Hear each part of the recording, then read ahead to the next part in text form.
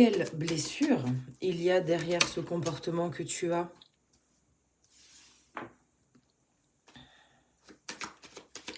Une blessure qui t'a...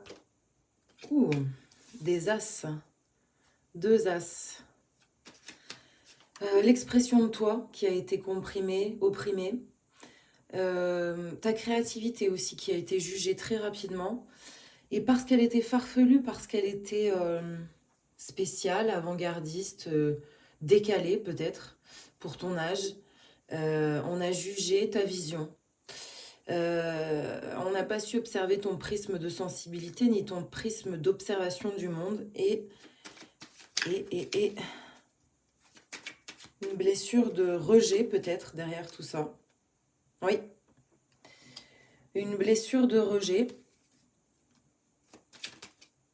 qui fait que tu t'es galvanisé avec un personnage très acéré, cynique.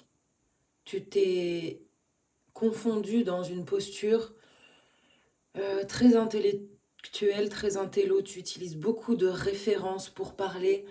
Tu te dois d'avoir la bonne réponse et de te justifier de cette réponse, du génie qu'il y a derrière. Parce qu'on t'a demandé, petit, de justifier tes réponses. Donc, tu t'es confronté à cet exercice.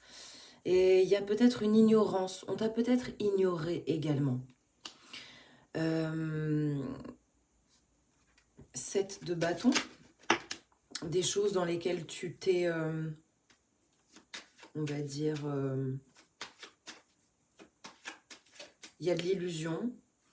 Il y a de la dépendance ici.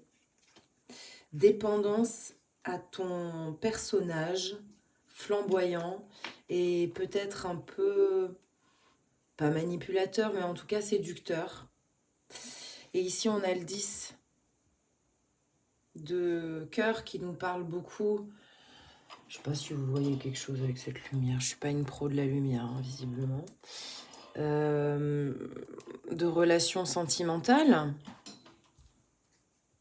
Tu exposes ton ego dans le charme ou dans l'amour, tout simplement. Tu contrôles beaucoup. Cette blessure, elle te permet pas un lâcher prise. Elle te rend parfois des moments très froids, très froides. Il y a des illusions, mon ami, qui s'expriment ici par cette ignorance que tu as vécue. Mais parce qu'il y a un énorme potentiel en quel tu dois croire et que tu dois voir et plus de validation.